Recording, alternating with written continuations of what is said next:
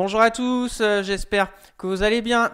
Donc aujourd'hui, nouvelle vidéo hebdomadaire d'analyse économique et technique. On commencera comme d'habitude par un résumé macro des deux côtés de l'Atlantique. Ensuite, on passera sur l'analyse technique du CAC 40, voir comment l'indice s'est comporté cette semaine et surtout voir les zones techniques clés à surveiller pour la semaine prochaine. Après, on passera sur le suivi technique de mes trades court terme en toute transparence avec quelques changements cette semaine. Je me suis renforcé au niveau de mon BX4. Pour le reste, j'ai toujours Trigano, Biomérieux, Eramet, GTT, Alstom, Imerys, la Française des Jeux, Pernod Ricard, Thermador, Legrand, Kering, Excel Industries, Neuron. Et j'ai aussi repris quelques actions d'Eiffage en cette fin de semaine parce que jeudi, elle a fait quand même une grosse chute de 4%. Donc j'ai moyenné un peu à la baisse. On verra sur quel niveau technique. Et pour terminer, quelques sociétés qui techniquement me semblent intéressantes à surveiller de près. L'Oréal, Alten, Métropole TV et OP Mobility. Donc n'hésitez pas à vous abonner à la chaîne, à partager la vidéo, à me lâcher un maximum de likes, ça me ferait très plaisir. Ça a des questions, des remarques ou si vous voulez un avis sur une société en particulier, mettez-moi tout ça en commentaire, je serai ravi d'échanger avec vous. Je vous rappelle mon Twitter où je fais le suivi de mes analyses techniques, de mes trades court terme, etc. Le lien est dans la description pour suivre mon PEA court terme et long terme à dividendes sur Morning. Le lien est aussi dans la description. Bien sûr, je ne suis pas un conseiller financier. Mon avis dans cette vidéo ne représente pas un conseil d'investissement. Elle est juste réalisée à but pédagogique. Chaque investisseur doit avoir sa propre stratégie. Investir en bourse représente un risque. Vous êtes le seul responsable de vos achats et ventes d'actions.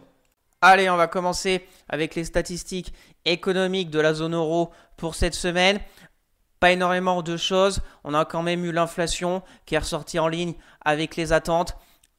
Au niveau de l'inflation core, on est ressorti à 2,3%, donc c'est quand même une bonne baisse par rapport au mois précédent où on était à 2,7%. Je vous rappelle que l'inflation core, c'est quand on enlève l'alimentation et l'énergie. On n'est plus très loin du target de la BCE qui est de 2%. Au niveau de l'inflation globale, on est en dessous des 2%.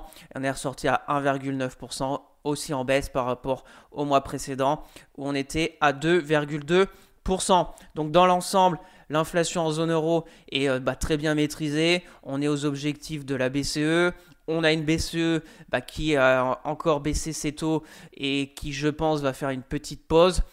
Donc rien à signaler de ce côté-là. Bien évidemment, on suivra dans les prochaines semaines si on a une flambée du cours du pétrole suite à cette guerre Israël-Iran. Bien évidemment, si le pétrole s'envole vers les $100, il y aura peut-être une répercussion sur l'inflation en zone euro. Donc, affaire à suivre.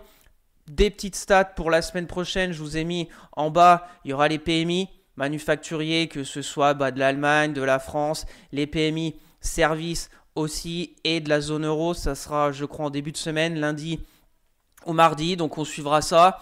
Au niveau des PMI, je vous rappelle, c'est les directeurs d'achat. Donc quand on est au-dessus des 50, c'est une expansion de l'activité. Quand on est en dessous, c'est une contraction de l'activité. Donc on verra. Au niveau de la France, il n'y a pas encore les prévisions.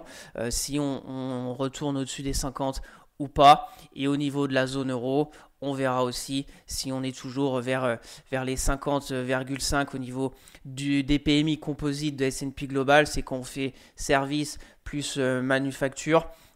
On est à la limite, voilà, il n'y a pas vraiment de surprise sur cette zone euro. C'est pas catastrophique, c'est pas flamboyant, c'est mou, mais c'est quand même pas si mal que ça. L'inflation est maîtrisée, l'économie c'est pas catastrophique, mais bon, c'est pas joli non plus.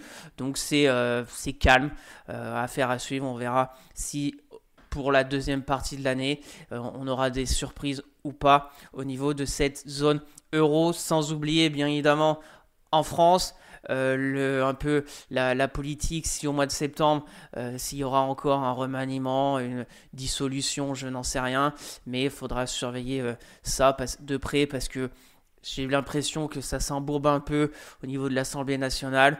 Je ne sais pas comment ils vont réussir à faire des économies. Donc on aura peut-être des surprises à la rentrée de septembre au niveau de la France, parce qu'il y aura aussi les agences de notation. Au bout d'un moment, peut-être qu'elles vont nous dégrader si on n'arrive pas à faire baisser notre déficit public, notre dette, etc.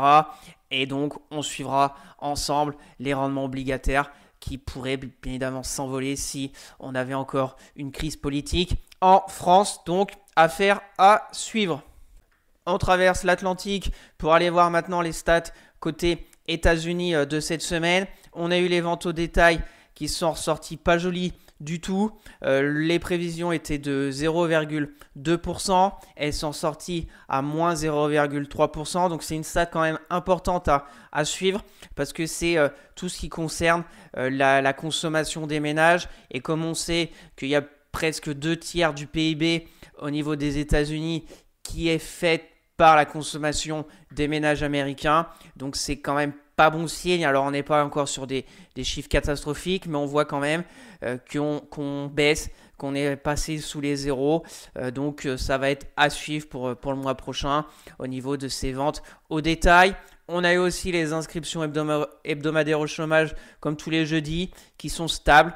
On était à 250 000 la semaine dernière. Là, on est ressorti à 245 000, un peu comme les prévisions. Donc, on voit quand même que les inscriptions hebdomadaires au chômage sont pas encore très élevées, mais on baisse plus trop. Il y a quelques semaines, voire quelques mois, on était plus près des 200 000. Là, on arrive vers les 250. La semaine dernière, c'était 250. La semaine d'avant, c'était encore 250.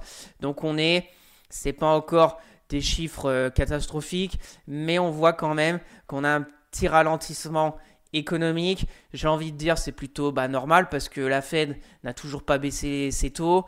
L'inflation est encore un peu élevée quand même aux États-Unis contrairement à la zone euro. Donc on va voir, ça va être intéressant de voir cette deuxième partie d'année si on va se rapprocher d'une récession ou pas aux États-Unis. Pour le moment, les stats me donnent pas de vraies indications pour le moment d'une récession à venir, mais bon, tout peut changer très vite, surtout en ce moment. Et le gros rendez-vous de la semaine, c'était la décision de la Fed, donc sans surprise, où ils n'ont pas bougé les taux, on est toujours à 4,5%. Le discours qui était très attendu de Jérôme Powell, qui nous a livré un discours quand même très ferme. Surtout les projections pour les mois à venir au niveau de l'inflation, ça a été revu à la hausse. Pour l'économie américaine, revu à la baisse. Donc c'est quand même pas top. On verra la suite. Il a tenu le cap. Donc ça a un peu fait grincer des dents au niveau de Trump. Alors c'est un peu le jeu entre guillemets d'acteur. On sait très bien que Trump pousse pour que Jérôme Powell baisse les taux pour essayer de relancer l'économie. La mission de Powell, c'est le chômage et l'inflation. Donc pour le moment, le chômage, c'est pas catastrophique, c'est plutôt stable. On a vu qu'il était à 4,2% globalement dans l'ensemble. Donc voilà, c'est quand même pour le moment stable. L'inflation plutôt élevée, même si on a quelques signaux quand même. On voit par exemple là la consommation des ménages pas top, donc c'est plutôt pour une baisse de l'inflation.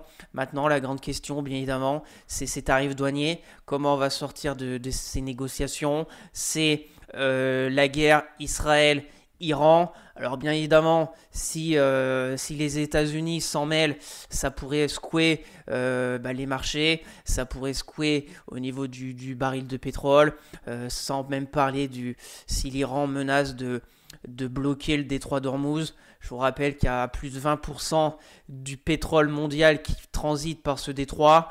Alors personnellement, j'y crois pas trop, mais dans ce genre de conflit, voilà, on ne sait pas tout ce qui se passe, et puis tout peut arriver, hein.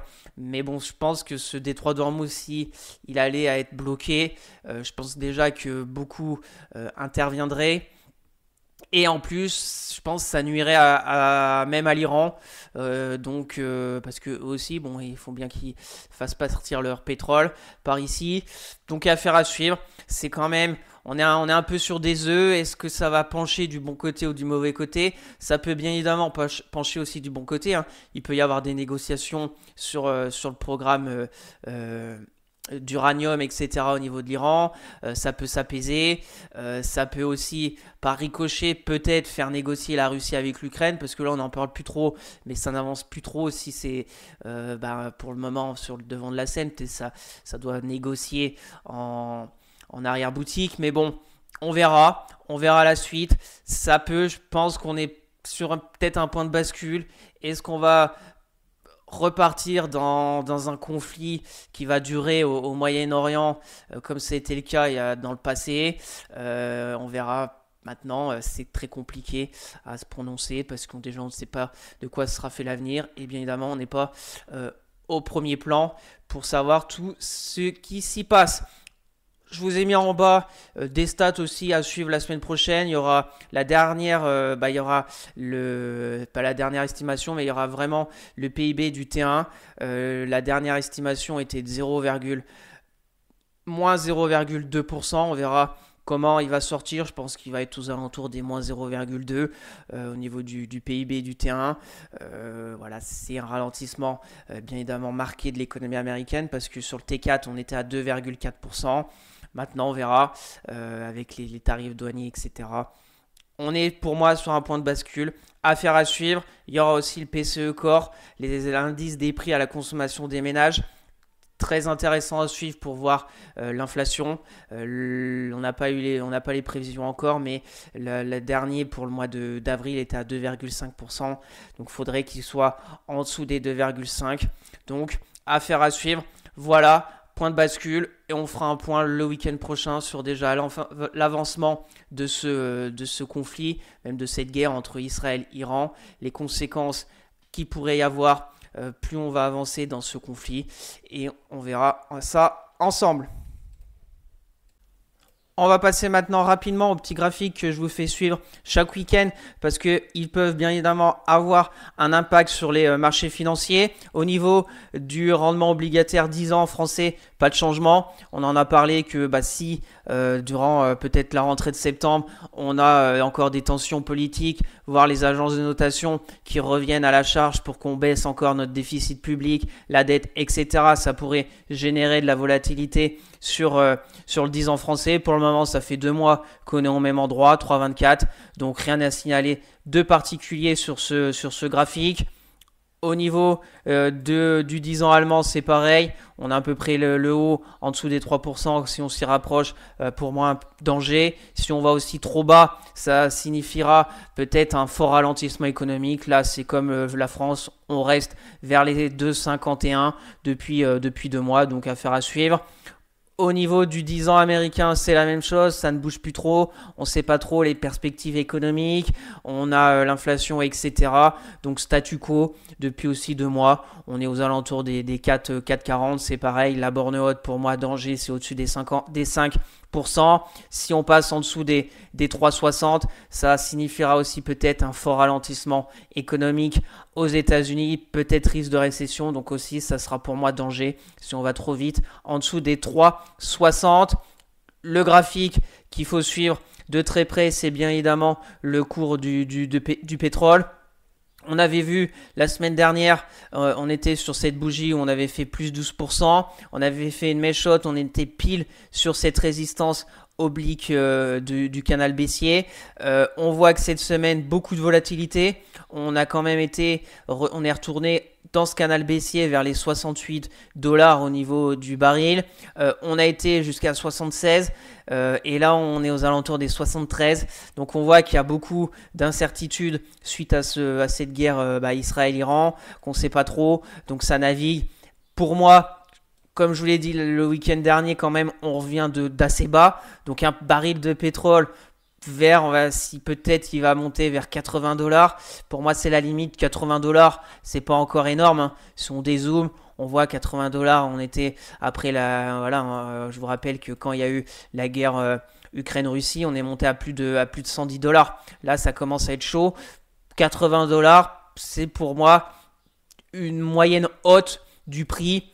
Si on a en plus un ralentissement économique, je pense que ça rebaisserait. Alors bien évidemment, si on a un abrasement mondial de ce conflit Israël, Iran, on pourrait aller rapidement retourner vers les 100 $. Et là, pour moi, ça sera gros danger. Donc au niveau de l'analyse technique, on est sorti pour le moment de ce canal baissier. Avoir la grosse zone de résistance avec la moyenne mobile 200 hebdo sur le baril en plus qui est assez cohérente. Soit on voit qu'elle était en support dynamique. Quand on l'avait cassée, elle est devenue en résistance dynamique dernièrement début janvier de cette année. Donc on va voir s'il arrive à 80 $.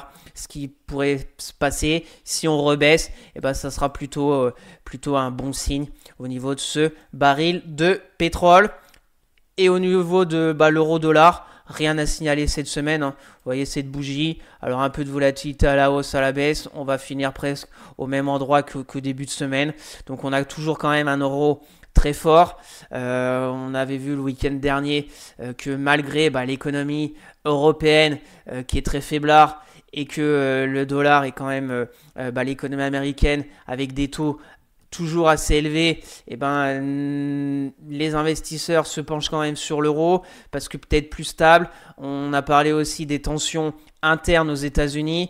Donc voilà, ils vont sur l'euro qui est entre guillemets fort tranquille. Donc on verra bien si ça se décante. Pour le moment à 1,15 l'euro-dollar aussi, rien à signaler. Si ça monte trop haut, ça sera quand même préjudiciable pour nos entreprises françaises. Si on revient dans cette zone en 20, 1,11, 1,15, rien à signaler de particulier. Mais pour le moment, la tendance est revenue haussière on a fait la hausse, la stabilisation, on a cassé le pullback et là on est sur une autre zone de résistance qui date de février 2022. Donc affaire à suivre aussi sur l'euro-dollar. On verra le week-end prochain si ça se décante ou pas. Affaire à suivre. Allez, on va passer à l'analyse technique du CAC 40 en commençant comme d'habitude par l'hebdomadaire pour voir que cette semaine encore négative. On fait encore une bougie rouge. La semaine dernière, on avait fait moins 1,54. Cette semaine, on fait moins 1,24. Alors, c'est pas catastrophique, c'est pas une volatilité extrême comme on avait eu par exemple la semaine du 31 mars où on avait fait moins 8. Ça, si je puis dire, ça dégouline un peu vers le bas. Si on regarde avec les retracements de Fibo, on vient quand même de très bas. La semaine du 7 avril, on était à 6008. On est monté presque en ligne droite vers les 7009. On n'est même pas encore à 38,2 de retracement de Fibo. Donc on verra la suite des événements. Au niveau des moyennes mobiles sur l'hebdomadaire, elles sont toutes entremêlées. Il n'y a pas de directionnel. On vient de faire une clôture en dessous de la M10 où avant on était au-dessus. Donc affaire à suivre. Les zones, on est très limite sur les 7600. La zone au-dessus, on verra la semaine prochaine. Et puis la zone à regarder vers le bas, pour moi, c'est à peu près cette ligne jaune. Je vous rappelle, c'est quand le CAC avait ouvert l'année à 7381. Donc peut-être revenir sur la performance sur l'ouverture de cette année 2025. Ça nous ferait un retracement de 50%. Et on verra après. Si on dézoome un peu, de toute façon, on voit qu'on n'est plus sur la même dynamique qu'on avait eu avant. Avant, c'était assez simple. De suite au crash du Covid, impulsion haussière, respiration, impulsion, deuxième impulsion haussière, respiration, et la troisième, où après, on voit qu'on n'est plus dans la même vitesse de hausse. On est plutôt sous forme un peu de range entre 6008 et 8200. Donc c'est plutôt neutre en hebdo. On verra bien à la suite. On voit que le RSI pique un peu du nez. Donc on fera un point le week-end prochain. Au niveau du journalier, on voit que cette semaine, on continue dans ce petit canal baissier. La semaine dernière, on avait vu notre zone de polarité qui était très claire à 7740 qu'il fallait préserver. Et on voit en ligne de clôture, c'est très propre quand même. On a zigzagué pendant des jours avec cette ligne des 7740 en support. On a cassé, on a fait un pullback et on a l'air de vouloir repartir vers le bas. Techniquement, c'est pas top parce que on casse la moyenne mobile 200, on casse cette grosse zone de polarité des 7600 points. On fait un gap baissier jeudi avec une bougie de moins 34. Vendredi, on pensait clôturer au-dessus des 7600, sauf qu'en fin de séance, ça se dégonfle. Donc, c'est pas top court terme. Les moyennes mobiles sont bien baissières. Les cours sont en dessous de toutes les moyennes mobiles, même la 200. Donc, l'objectif pour la semaine prochaine, repasser au-dessus des 7600 pour essayer de rester un peu dans ce canal baissier et essayer de revenir vers la borne haute. C'est l'objectif à la hausse. Si on revenait un peu s'installer au-dessus des 7600 pour pourquoi pas se stabiliser, sortir du canal et essayer de repartir vers notre prochaine zone de résistance si on s'installe au-dessus des 7600, les 7740. A contrario, si on continue de baisser, prochaine zone pour moi de support, c'est les 7500 points. On a toujours un gap ouvert du 25 avril. Donc revenir par ici et là peut-être se stabiliser. Et on revient sur les retracements. Si on revient vers les 7700, les 7500, pardon, et le retracement de Fibro, ça nous ferait un 38,2. Donc c'est plutôt cohérent pour une reprise. Après attention, parce que si on est vraiment sur une figure première impulsion baissière, pullback, même si le pullback il revient très haut, et puis on pourrait replonger. Donc on est pour moi un peu à la croisée de chemin.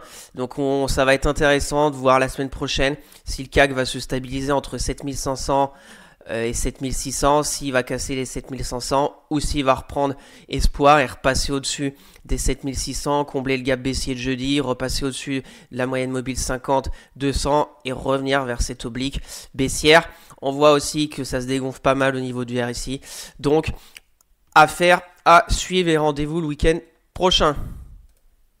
Donc, avant de passer au suivi technique de mes trades, petit point sur la performance du portefeuille la semaine dernière qui surperforme le CAC 40. On a vu que le CAC a fait une baisse de moins 1,24%, le portefeuille moins 0,25%, donc un spread positif de 1%, bien aidé bien évidemment par le BX4 suite à cette baisse. Donc je suis en train d'essayer de commencer à encaisser des gains sur mes trades, d'augmenter mon exposition au BX4 si ça continuait de baisser. Donc entre guillemets un jeu un peu d'équilibriste pour essayer de sortir le mieux possible.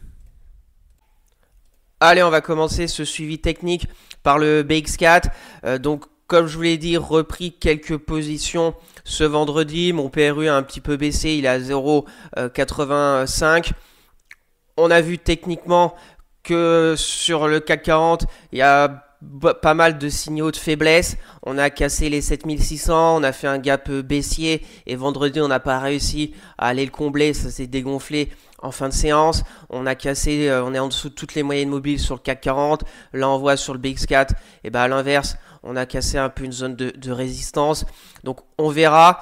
Ce qui me laisse penser que le CAC pourrait encore baisser aussi, c'est que les indices américains sont encore assez hauts, qui pour moi ils sont juste sur une phase pour le moment de respiration. S'ils venaient un peu à corriger un peu plus profond, j'ai bien l'impression que le CAC ne va pas continuer sa hausse solo, qui sera un peu emmené par les indices américains. Et puis bien évidemment si ça s'embrase au Moyen-Orient entre Israël et Iran, je vois mal le CAC 40 partir à la hausse. Donc voilà, je couvre en fait mon portefeuille parce que sur mes trades court terme, on verra qu'il y a des choses pas mal, des choses moins bonnes. Donc si ça venait à repartir vraiment à la baisse, je commencerai à un peu liquider mes trades court terme. Et puis mon BX4, peut-être revenir à mon PRU. Donc voilà, je jongle entre le BX4 et les trades court terme. Parce que sur l'ensemble quand même, on a vu sur le CAC, c'est pas non plus pour le moment une forte baisse. Est-ce qu'on est sur une phase de petite consolidation au niveau du CAC 40 pour peut-être repartir si aussi on a des bonnes nouvelles. Donc voilà, c'est pour ça que je couvre. Alors pour les personnes intéressées, un peu avec comme ma stratégie pour couvrir leur portefeuille, pourquoi pas prendre du BX4 même en ce moment. Alors pour les traders court terme avec vraiment une position short, il y a le gap haussier là sur le BX4, on peut très bien prendre une position ici, objectif l'autre zone, et voilà 2,26 pour plutôt un short agressif sur le CAC 40. Et puis pour les autres, on peut laisser de la marge et puis faire un peu comme moi, couvrir son portefeuille si on est encore pas mal présent sur des actions court terme. On continue avec Trigano. Donc Trigano, semaine calme. On voit très bien de toute façon la zone de résistance, 138 €. Ça fait plus d'une semaine qu'on n'arrive pas à la passer. C'est plutôt positif parce que bon bah le CAC 40 a fait quand même une baisse cette semaine. Trigano reste collé en dessous de cette zone de résistance. Il n'y a pas énormément de prise de bénéfices sur Trigano, donc pour le moment je garde, je reste attentif. J'ai ma zone un peu de premier signal de faiblesse, ça serait à une clôture journalière en dessous des 133,60 €. On viendrait clôturer en dessous de la moyenne mobile 20 qui est très haussière et pour le moment en support dynamique, et puis on reviendrait un peu dans ce premier range, parce que techniquement, bon bah Trigano c'est très propre, hein, belle impulsion haussière, on a zigzagué entre 126 et 133, on a cassé les 133,60, et là on est en train de faire la même chose entre 133,60 et 137 et 138, donc si on arrive à passer 138, c'est très positif pour aller, pour moi bah, l'objectif c'est d'aller combler ce gap baissier, de retourner vers les 154 €, et à contrario si on casse les 133 €, on pourrait retourner à 126. Donc après bon bah personnellement peut-être que j'encaisserais ma petite perte si on revenait à casser ici, pour être assez prudent. Ça ferait une petite perte de 3%, sachant d'où je viens, quand même que le trade a été commencé il y a plus d'1 an, que je me suis tapé une forte baisse, que j'ai renforcé 2 fois, et qu'au final on revient au PRU. Donc des fois faut prendre sa petite perte, au lieu de se refaire, de se reprendre encore une baisse, de se faire embarquer, etc. Donc là, on est sous résistance. Pour les personnes intéressées, sur force, bien évidemment, on peut tenter aussi un achat si ça va mieux sur le contexte général. Voilà, comme celui-là, un stop sous le support, on casse le range et on essaye d'aller combler ce gap. Si on va en bas, eh ben, on peut faire pareil, un achat. Et puis si bon, on va plus bas, après chacun est bien évidemment libre de faire ce qu'il veut. Et ici on voit que ça se dégonfle un peu, mais rien de bien méchant. On voit qu'on est bloqué sous la résistance. On continue avec Biomérieux. Donc Biomérieux, c'est plutôt aussi pas mal.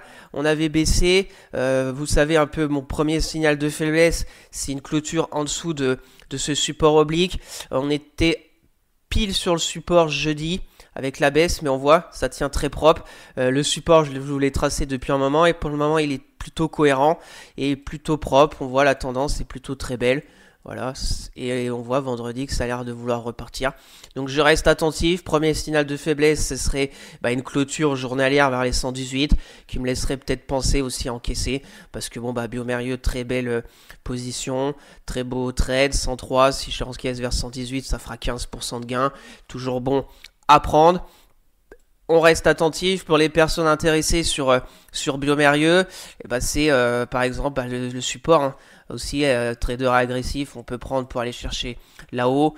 Ça fait un risque récompense d'un peu plus de 1,5. Si on revenait à casser, ça me ferait penser, on retournerait un peu dans cette longue phase de range, et on retournerait peut-être à 112, vers les 112. Donc affaire à suivre. Moi je reste attentif. C'est plutôt pas mal, Biomérieux. Par le contexte actuel, c'est pas mal. Donc on verra bien la semaine prochaine ce qu'elle va nous faire.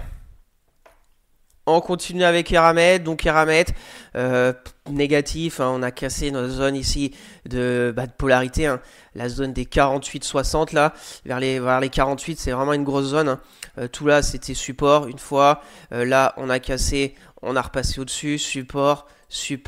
Là, on a fait une baisse de la volatilité pendant une semaine, accélération baissière par le bas, et puis là, une sorte de pullback qui s'est l'air de repartir.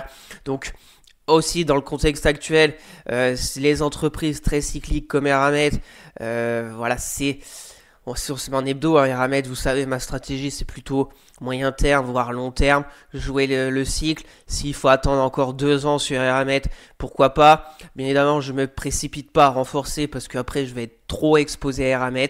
Voilà, je laisse faire. Pour moi, on est sur le bas du cycle. Si ça revenait, l'économie mondiale, peut-être pas en 2025, mais en 2026, si on a des bonnes nouvelles, fin 2025, je sais pas, fin de la guerre en Russie-Ukraine, des négociations Iran-Israël, voire les tarifs douaniers, que ça allait mieux, etc. Eramet, je pense, de toute façon, repartira, parce qu'il va bien falloir des des produits d'air à mettre pour les entreprises si on revenait à repartir. Bien évidemment, si ça s'envemine, etc., récession mondiale, et bien on pourrait très bien aller vers les 19-20 euros pour air à mettre. Hein. Donc, il faut être prudent. Pour les personnes intéressées, sur du court terme, il n'y a pas grand-chose à faire. Hein. On verra si elle revient à 42. S'il y a un petit espoir de repasser au-dessus des 48, les moyennes mobiles sont toutes baissières. Donc, pour court terme, pas grand-chose. Si vous croyez en air à mettre sur le cycle économique, etc., pour du moyen terme, long terme, pourquoi pas commencer à bâtir une position. 46, soit vous mettez un stop, soit vous laissez faire et bien évidemment il y a possibilité que votre trade fasse un moins 60 sur quelques mois. Après, si vous êtes diversifié, etc., pourquoi pas, hein. On verra bien la suite. Moi, je l'ai dans mon portefeuille, donc je vous la fais suivre chaque week-end. Donc, on verra. Court terme, rien à faire pour moi sur Eramet.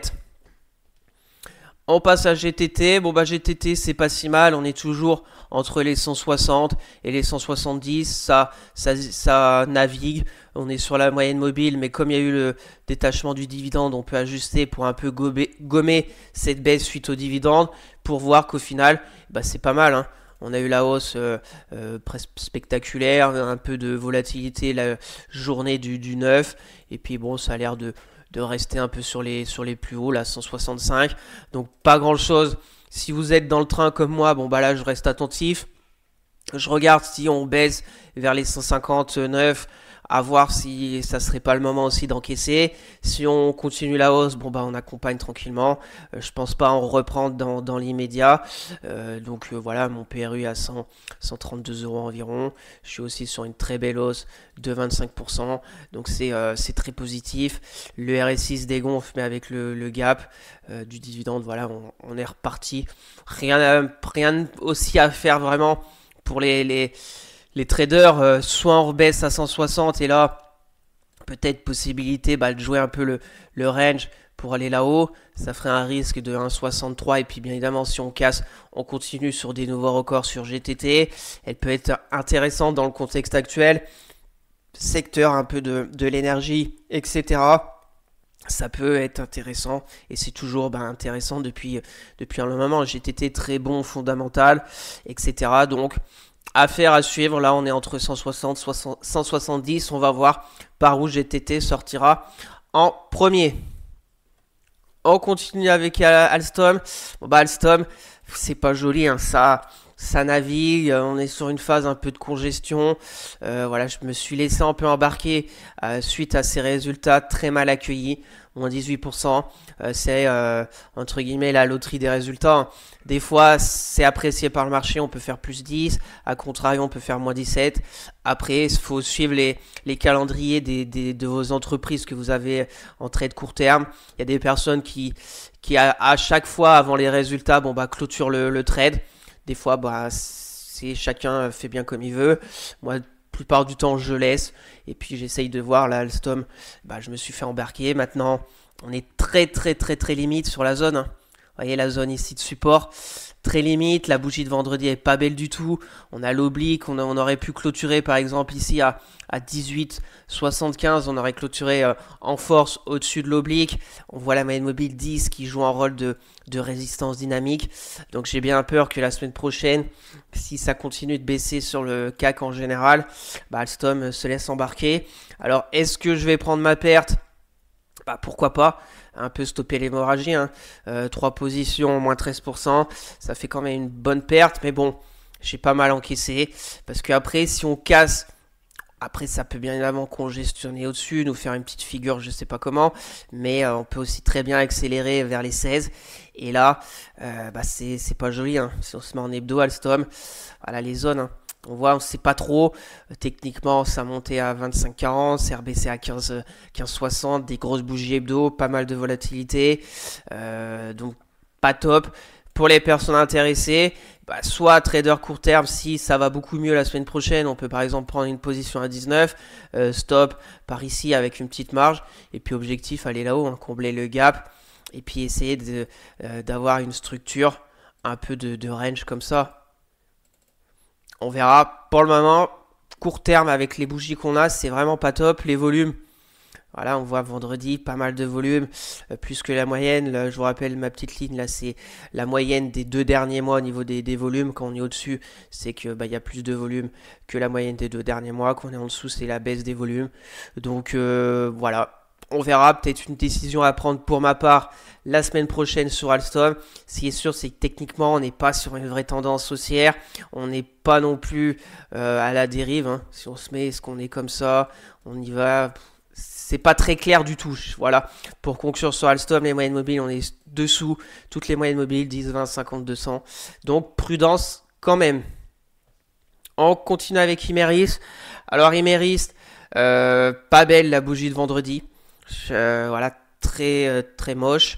Moins 4%. Forte dégringolade. Beaucoup de volume à la baisse vendredi des vendeurs. Donc maintenant, est-ce que c'est entre guillemets une sorte de purge? Parce que là, c'est pareil, hein, Imerys, on a pas mal zigzagué. La zone de support des 28,16 avait tenu. On voit la bougie de jeudi, on était très limite sur la zone. Et là, vendredi, peut-être qu'il y en a qui ont, entre guillemets, jeté l'éponge. Par contre, on est revenu sur une zone 26,40, là, pas loin des 26,44, qui est une grosse zone de support. Qui date du dernier support en février 2025 et avril 2025. Donc là, il va falloir vraiment tenir ces 26,44 parce que sinon, après on va encore plus bas, hein. Il y a 23, 26, c'est les plus bas de octobre 2023. Donc là, c'est pareil. J'attends de voir rapidement en hebdo pour voir qu'on est sur une zone, qu'en hebdo, on va peut-être faire un peu de ménage. On avait ce biseau qui était intéressant, en plus qu'on était sorti par le haut, on avait fait une sorte de pullback, sauf que ça n'a pas continué, donc c'est pas top, c'est vraiment pas top. On va enlever le biseau, l'oblique on va la laisser, on aurait peut-être même sorte de tête canal. Et voilà, faudrait faire attention qu'on ne soit pas comme ça, hein. On voit très bien en hebdo, si on regarde un peu les retracements, 61,8 et on fait une belle tendance baissière. Donc grosse prudence sur Imerys. On va regarder en journalier. Voilà, on a l'oblique, on a fait peut-être impulsion baissière. Là, on a travaillé et sauf qu'on a cassé par le bas. On pourrait plonger. Donc pour moi, 26,44. Alors si on se stabilise sur Imerys, personnellement, je pense que je vais reprendre pour faire baisser un peu mon PRU. J'ai pour le moment que 2 positions. Si je reprends ici, ça fera à peu près baisser mon PRU vers les 30. Et puis essayer qu'elle reparte et qu'elle ait un peu une config, un peu de range qu'on travaille. Bien évidemment, si on revient après à 28,16, là, il y aura une grosse zone de polarité de résistance. Et puis après, qu'on revienne ici, là-dedans, c'est pas fait du tout. Pour le moment, ça ne prend pas trop le chemin. Le RSI, il y a encore de la marge pour aller en zone de survente et aller encore plus bas. Les moyennes mobiles, on est en dessous de toutes les moyennes, c'est très baissière. Donc prudence pour les personnes, par contre, intéressées par Imerys pour un trade. Bien évidemment, si on revient ici, ça peut être intéressant de jouer au moins un retour sur l'oblique par ici. Risque récompense d'un peu plus d'1,5. Et puis si ça casse et qu'on revient combler le gap, là ça serait excellent. Moi je suis déjà dans le train. Pour le moment j'ai une plus-value latente de 13-14%, un peu comme Alstom. Donc ça va être à moi de prendre une décision sur ce trade qui est pour le moment très mal embarqué. On continue avec la Française des Jeux. Donc Française des Jeux, semaine très positive. Voilà, on a bien monté mardi. On se stabilise en dessous des 33. Pour le moment, on voit que les 33, c'est une belle zone de résistance. On fait mes shots mardi, mes shots mercredi, mes shots jeudi, mes shots vendredi. Donc chaque fois qu'on passe les 33, ça vend. Plutôt positif, là c'est pareil, on peut aussi ajuster suite au dividende parce que le dividende nous a fait un gros gap de dividende. Donc on voit si on ajuste, la tendance est toujours très saine, impulsion haussière, petite consolidation et là on a l'air de vouloir repartir à la hausse. Donc personnellement je garde, j'ai ma position ici, j'ai pour le moment une plus-value latente de 10%, donc c'est vraiment pas mal sur la Française des Jeux. Pour les personnes intéressées, si on passe les 33 de force, pourquoi pas prendre sur passage en force et puis continuer, hein. La prochaine zone c'est 34,60. Si on dézoome tout ça, On voit la belle zone ici qui était support, qui a été cassée à la baisse, qui reviendrait résistance. On voit aussi que la Française des Jeux nous fait souvent un canal baissier, un canal haussier. On pourrait très bien faire ça et retourner après là-haut. Donc personnellement, j'accompagne le trade. On verra bien jusqu'où ça va me mener. Est-ce que je vais reprendre de la Française des Jeux? Franchement, j'en sais rien pour le moment. Peut-être parce que c'est un peu aussi si ça s'envenime sur les indices, etc. C'est plutôt bien évidemment une société défensive, pas trop exposée aux tarifs douaniers, pas trop exposée aux matières premières, etc. Pétrole, si ça venait à flamber. Donc ça pourrait générer quelques investisseurs sur la Française des Jeux. Donc j'impatiente et puis à voir la semaine prochaine ce que ça va donner. On verra 33 très positifs si on arrive à les casser suite à toutes ces mèches hautes. On continue, Pernod Ricard. Bon, Pernod Ricard, elle n'y arrive pas. Hein. Elle n'y arrive pas. Il y avait le gros canal baissier, c'était positif. On était revenu à 97 et on est reparti dans un petit canal baissier. Donc c'est pas top. On avait fait une belle bougie ici le 4 juin. J'avais pris sur la baisse du 5 juin pour renforcer ma position. Mais ça veut pas. Hein. Quand ça veut pas, ça veut pas. Moyenne mobile 10, c'est très limite. Toujours baissière. 10, 20, 50, 200 à la baisse. Et là, on est de retour encore sur une grosse zone de support qu'il va falloir essayer de préserver. Les 87,50 € environ. On voit que vendredi, c'est pas top. Hein. On fait un gap haussier, on comble tout, on revient à la case départ. Donc à voir. À voir sur Pernod Ricard. Et RSI, c'est toujours en train de baisser. Encore de la marge pour la zone de survente. Donc prudence, là c'est pareil. On est sur une belle zone de support. Si ça allait mieux, pourquoi pas. Pour moi, pourquoi pas me renforcer si on casse le support, si on a peut-être une clôture au-dessus de la M10. Mais attention, pas de se faire piéger parce que ça a été mon cas un peu mercredi 4 juin après cette hausse, forte chute. Voilà, s'il y a des annonces, s'il y a des bonnes nouvelles. Mais bon, c'est pas top. Hein. C'est une tendance baissière. C'est toujours compliqué sur une tendance baissière que la tendance se retourne. Mais après, bien évidemment, le risque-récompense peut être top. Voilà, on peut. Ce qui serait top sur Pernod Ricard, c'est qu'on navigue comme ça pendant peut-être des semaines, voire des mois, attendre les résultats, etc. Entre 87 et 97, voilà, en hebdo. On voit déjà en hebdo, c'est une forte chute. Si on arrivait à se stabiliser pendant presque toute l'année 2025, entre 87 et 97, ça serait vraiment déjà un premier gros point positif sur Pernod Ricard. Donc on suivra ça ensemble. Pour le moment, je garde en position. Pour le moment, je suis sur une moins-value latente d'à peu près 6-7%. Donc, affaire à suivre. À conserver les 87,60 € parce que si ça lâche, on pourrait retomber vers les 83. Donc, prudence sur Pernod Ricard. On continue avec Thermador. Thermador, plutôt une belle semaine. La construction est très belle. Très belle. Hein. J'avais pris position là, on avait cassé le canal baissier, j'avais repris ici peut-être un peu trop rapidement, on avait fait une petite config avec baisse de la volatilité, etc. Je pensais qu'elle allait avoir la force de casser la M200, sauf qu'elle est revenue chercher vers sa polarité des 67,30 €. Là par contre on a tout cassé, on est revenu et là ça navigue pour le moment entre 71 et 73. Mon objectif c'est vers les 75. Pareil, je laisse faire. Premier signal pour moi de faiblesse sur Thermador, ça serait une clôture en dessous des 71. On repasserait peut-être en dessous de la moyenne mobile 200 et 100 et 20, etc. Là, ça serait pas top. Surtout après la belle bougie en fait de mercredi. Voilà. On voit du mercredi 11, il y a eu énormément de volume vendredi dernier. Donc on verra. Si on passe en dessous des 71, pourquoi pas encaisser. Ça me ferait un petit trade, mais sur deux positions, gagner 3%. Pourquoi pas. Parce qu'après on pourrait revenir encore à 67. Et bon, on reviendrait un peu à mon PRU. Donc dans le contexte actuel, je reste très prudent et j'observe de très près. Donc voilà, pour les personnes intéressées, là il y a possibilité, hein, si ça a navigué encore la semaine prochaine, qu'on reste un peu collé vers les 71, on peut soit être assez agressif, donc sous la bougie de mercredi, la moyenne mobile 200 et presque toutes les moyennes mobiles pour aller chercher là-haut, un risque récompense de 2. Et puis bon, après si on se met en hebdo, voilà, On est sur la moyenne mobile 50, c'est vraiment pas mal, hein.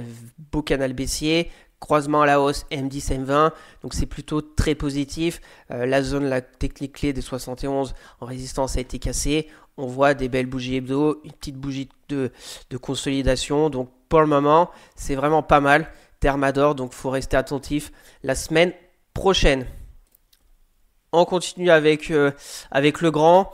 Donc le grand, voilà, j'avais ce support oblique haussier qui était pour moi un premier signal de faiblesse. Il a été cassé mercredi. On voit la zone de résistance des 100, 111, mais je laisse un peu en fait naviguer parce qu'il y a une belle zone ici de polarité à 106 qui était résistance en 2024. On avait passé au-dessus en 2025 février. Après résistance encore tout mars 2025.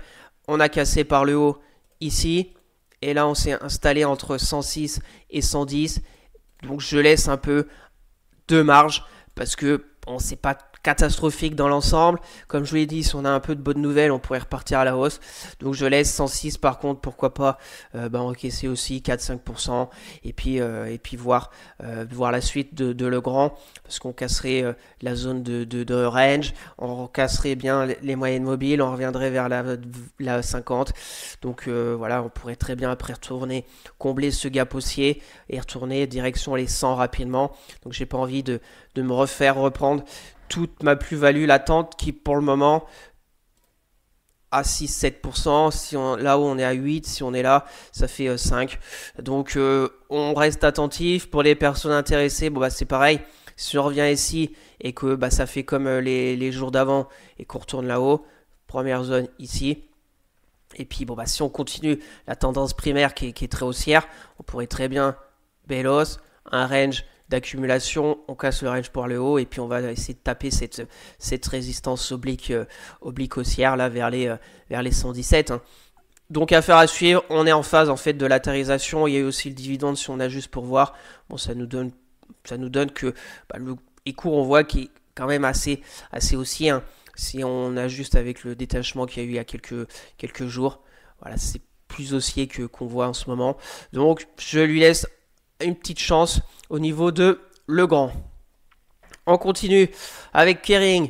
Alors Kering, elle, on sait pas trop.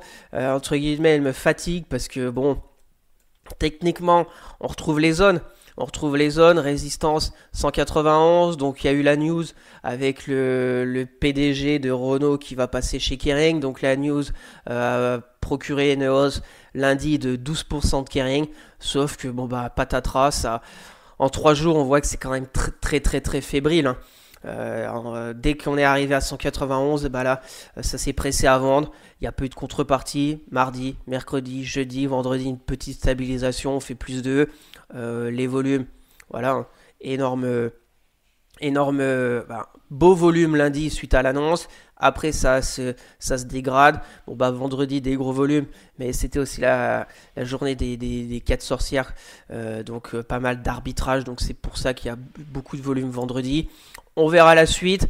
Techniquement, on est toujours sur cette sorte de support oblique haussier. On est toujours un peu aussi sous cette forme un peu de range. Support 170, résistance 190. On voit qu'il y a du mieux avec les moyennes mobiles qui sont passées un peu haussières. Elles sont toutes au même endroit, 10, 20, 50. Donc affaire à suivre sur Kering. Pour les personnes intéressées, bien évidemment prendre position ici, jouer le support oblique et puis aller là-haut. 1,40. Après, suite à des news, c'est assez volatile. Donc faut être assez prudent sur Kering. On passe maintenant à Excel Industrie. Donc ça se stabilise, ça n'avance plus depuis un mois presque, depuis début juin, suite à l'énorme hausse, très belle hausse. Donc très positif aussi ce trade, pris vers le support des 34, accélération haussière. Alors c'est une toute petite, c'est une petite entreprise avec très peu liquide. Peu de flottants, donc ça peut décaler très vite à la hausse, à la baisse. Sinon, on prend un peu de recul pour voir le cours en hebdo. Voilà, c'est quand même des grands swings. On était sur une grosse zone de support à 34. Donc j'ai joué cette zone. Pour le moment, ça se passe bien. Je reste aussi très attentif parce que on voit que ça se stabilise. C'est pareil, peut-être la semaine prochaine encaisser les gains hein, et puis voir ce qu'elle va faire après par la suite. Mais là, je suis sur les 20%. J'ai trouvé une petite zone ici à 41 euros si on se met en 4 heures. On voit très bien cette zone un peu de range. On est très limite sur la bougie la bougie de clôture de vendredi. On voit que le RSI, contrairement au cours, lui commence à baisser. Hein. Vous voyez les cours qui se stabilisent, le RSI se dégonfle petit à petit. Je vous rappelle, on est sur du 4 heures, mais c'est peut-être un signal avant une plus forte baisse. Donc peut-être la semaine prochaine aussi encaisser, commencer comme je vous l'ai dit un peu ma stratégie à encaisser les trades, hein, surtout ceux où ça s'est passé très bien parce qu'on pourrait après aller à 40 et puis comme je vous le dis à chaque fois, quand on a des fortes hausses comme ça, on peut aussi aller très vite à la baisse et revenir rapidement vers les 37, surtout avec des entreprises très peu liquides. S'il y a des gros poissons qui veulent liquider, et ça peut fortement décaler à la baisse. Donc on reste attentif. On a vu le RSI qui est en train de se dégonfler, les cours sont à plat, donc on va voir positif si on passe les 42 de ce petit range. On reviendrait un peu vers cette moyenne mobile 200 journalière qui pour le moment joue son rôle de résistance dynamique. Les autres moyennes mobiles, la 10 est à plat, la 20 va arriver, donc peut-être une décision à prendre la semaine prochaine. Pour les personnes intéressées par Excel, on a une zone ici de un peu de polarité à 40 euros si on revenait à 40. Donc à voir aussi si on revient rapidement à 40, voir ce qui se passe. Mais voilà, 40 encore, ça me ferait 16. Ah, ça me fait 20. Donc à moi de prendre aussi une décision peut-être la semaine prochaine sur Excel. Pour le moment, c'est phase de latérisation. On peut très bien aussi sortir par le haut. Ça serait très positif pour aller chercher la prochaine zone un peu en dessous des 46 euros. Donc, affaire à suivre et rendez-vous le week-end prochain pour voir au niveau d'Excel. Bien évidemment, si je clôture comme d'habitude, je vous partagerai sur Twitter. On continue avec Neuron. Donc Neuron, j'ai repris des positions mardi 17. On avait cassé, c'était très léger, hein, l'oblique baissière, mais on a réintégré et on voit que ça rebaisse vendredi. Donc on est toujours pour moi sur la config. On va un peu ajuster hein, pour voir que l'oblique est toujours présente, que je me suis peut-être un peu fait piéger sur la bougie de mardi. Mais voilà, après, quand on trace, bien évidemment, c'est pas au centime près. On peut des fois un peu décaler au-dessus et revenir dedans, décaler un peu en dessous quand on trace des supports et revenir. Bien évidemment, maintenant, faut ajuster pour voir que l'oblique est très cohérente, que j'ai pris position mardi et que c'est reparti à la baisse, qu'on est revenu un peu sur mon point de départ du trade du 28, c'était la stratégie de prendre sur la moyenne mobile 200 vers ce gros support oblique haussier qui commence en octobre 2023 qui est plutôt cohérent, donc ça va être à suivre. Est-ce que la semaine prochaine on va casser ce support et revenir vers les 44? Ça serait très négatif parce qu'on passerait sous la moyenne mobile 200 et après on peut bien évidemment encore aller plus bas, surtout qu'on est sur une forme un peu de triangle là.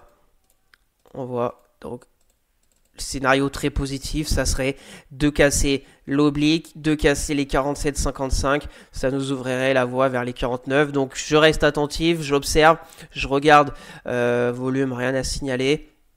Je regarde un peu ce qui va se passer lundi. Si il faut prendre peut-être une petite perte de 4-5%, je prendrai. Si ça revient, ça peut être intéressant pour les personnes intéressées. Alors, il y a peut-être deux stratégies. Soit, un peu comme moi, vous jouez la moyenne mobile 200, ça veut dire que si lundi ça vivote, si on ouvre avec un énorme gap baissier, bien évidemment, ça va être compliqué. Mais si on reste par ici, prendre position, volt stop un peu d'invalidation, peut-être à 40, 44, à peu près par ici, parce qu'on peut aussi très bien avoir une config, plus sous forme de triangle, mais peut-être sous forme de range comme ça. On ne sait pas, on va bien voir comment ça va se passer. Donc prendre position là, stop ici. Donc premier objectif, ça sera là, un risque récompense de 1. Et si, bon, bah, si ça casse, on accompagne pour aller plus haut. Et voir même si on peut renforcer ici sur passage des 47,55, ça ferait un PRU par ici. Et puis on monte le stop. Voilà. On verra bien. Moi, je suis dans le train. Pour le moment, la moins-value latente n'est pas énorme. Donc, j'observe. Et dernier support au niveau des moyennes mobiles, c'est la 200. Et la bougie de vendredi n'est pas belle du tout. Et on va terminer avec Eiffage. Donc, Eiffage, un peu comme Imerys. Moche la bougie de jeudi. Très rouge, très volatile, presque moins 4. Alors, sur Eiffage, peut-être aussi était trop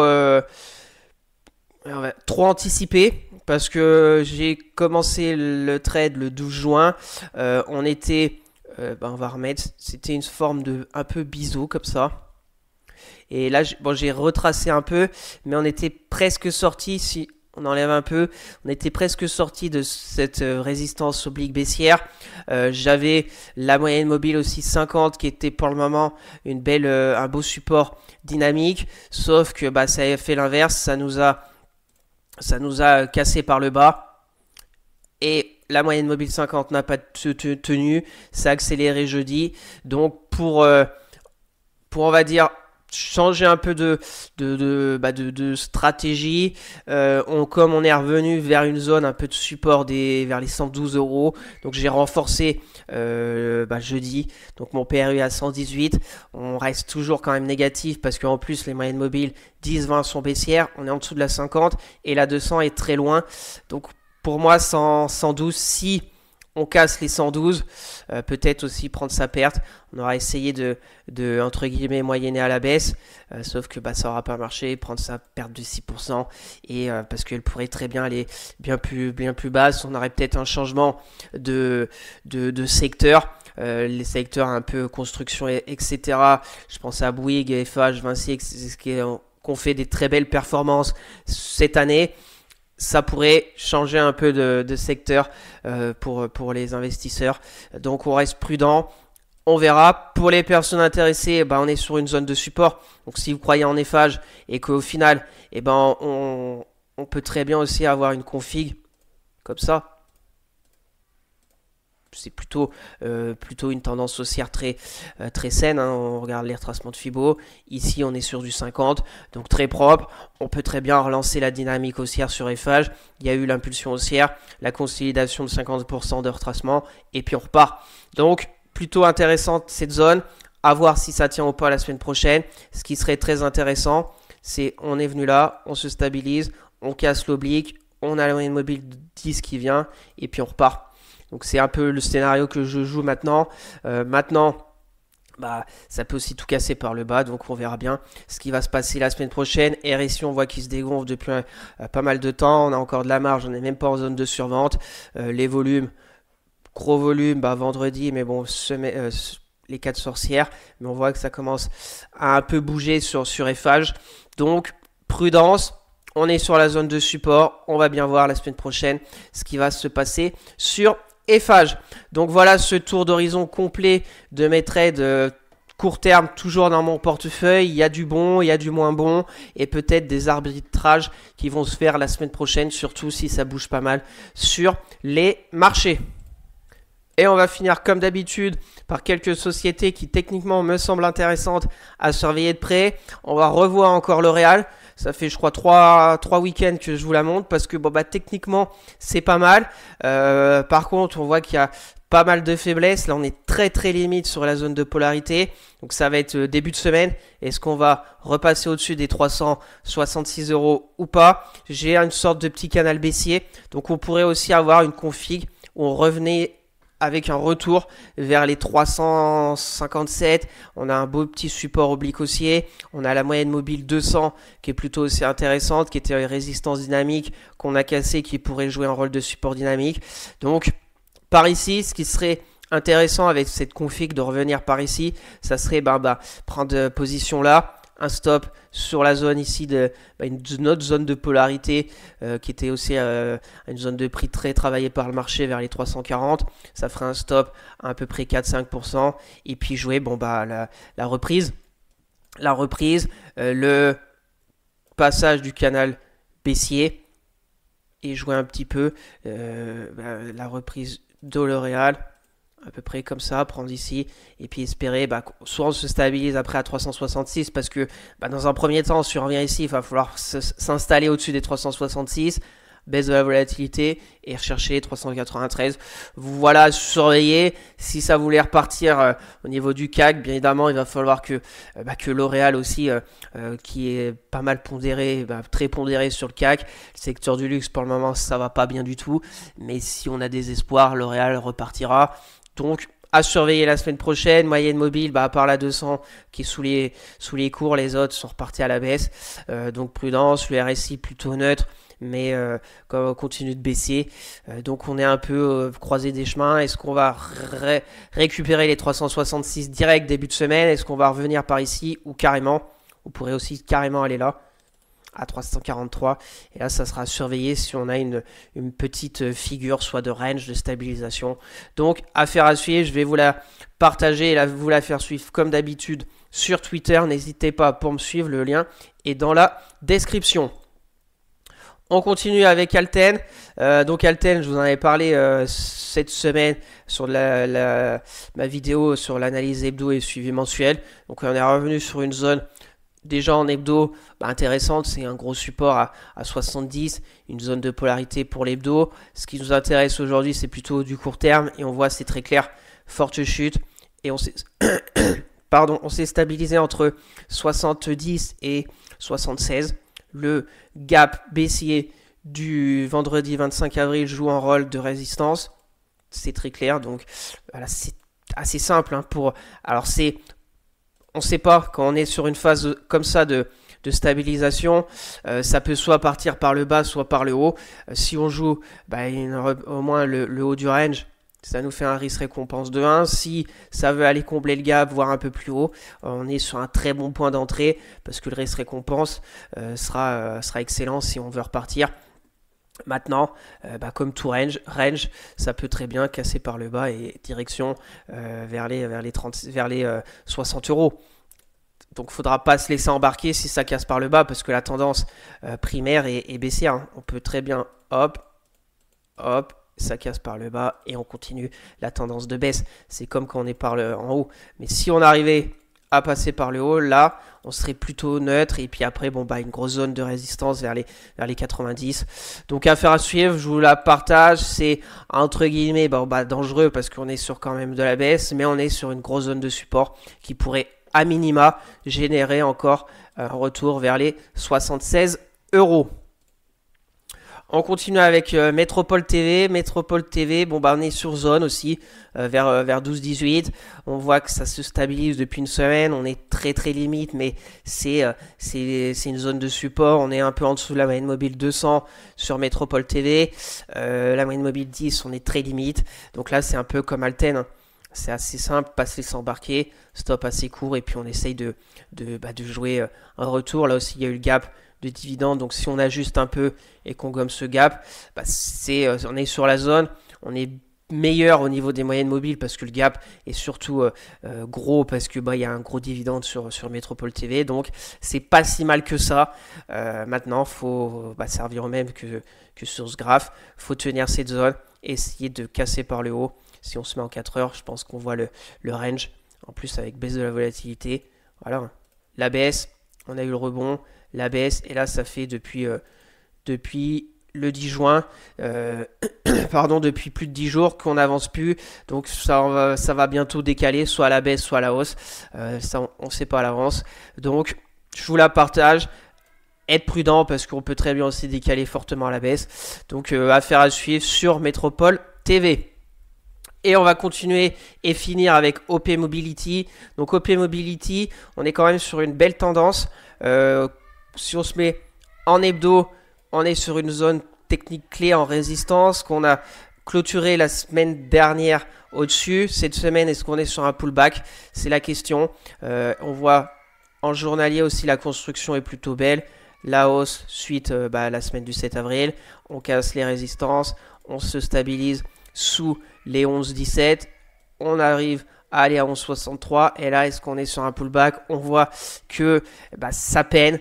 Beaucoup d'incertitudes. Hein. Les bougies de mardi, mercredi, jeudi, vendredi, on voit qu'il n'y a pas de corps, contrairement aux autres bougies d'avant. Donc, beaucoup d'incertitudes. Là, c'est pareil. Soit vous tentez un achat, par exemple, au-dessus ici des 11,43 avec une belle bougie verte, peut-être lundi, mardi, etc. Et puis, on tente là-haut. Risque récompense de un peu plus de 1. Et on continue en fait la dynamique court terme là. Hop, pullback, on continue. Et puis si on se stabilise encore pour aller bien plus haut. Voilà une idée comme parmi tant d'autres. Bon à voir, moyenne mobile 20, on est au-dessus. Là c'est plutôt haussier. On voit qu'on est limite sur la 10. On a la 10, la 20, la 50, la 200 haussière. Le RSI est plutôt neutre. On est revenu vers les 50. Donc ça va décaler la semaine prochaine. Si bien évidemment ça se dégonfle et qu'on vient par ici, en dessous des deux belles bougies là du mardi, mardi, mercredi avec des volumes en plus. Donc c'est les bougies qu'il ne faut pas qu'on retourne en dessous. Parce que ça pourrait se dégonfler et aller revenir vers les 10,50, etc. sur OP Mobility. Donc voilà, ces 4 sociétés que j'avais envie de vous partager, car techniquement me semblent intéressantes à suivre la semaine prochaine. Et comme d'habitude, je vous les ferai suivre sur Twitter. Donc n'hésitez pas pour me suivre, le lien est dans la description. Donc merci à tous d'avoir aussi cette vidéo, j'espère que ça vous plaît, que chaque week-end je vous fasse un point sur les statistiques économiques de la semaine des deux côtés de l'Atlantique, l'analyse technique du CAC 40, le suivi de mes trades court terme en toute transparence et puis quelques sociétés qui techniquement me semblent intéressantes à surveiller de près. Donc n'hésitez pas à vous abonner à la chaîne, à partager la vidéo, à me lâcher un maximum de likes, ça me ferait très plaisir. Si vous avez des questions, des remarques ou si vous voulez un avis sur une société en particulier, mettez-moi tout ça en commentaire, je serai ravi d'échanger avec vous. Je vous rappelle mon Twitter où je fais le suivi de mes analyses techniques, de mes trades court terme, etc. Le lien est dans la description. Pour suivre mon PE à court terme et long terme à dividende sur Morning, le lien est aussi dans la description. Sur ce, je vous souhaite un excellent week-end et on se retrouvera la semaine prochaine pour de nouvelles vidéos. Allez, bye!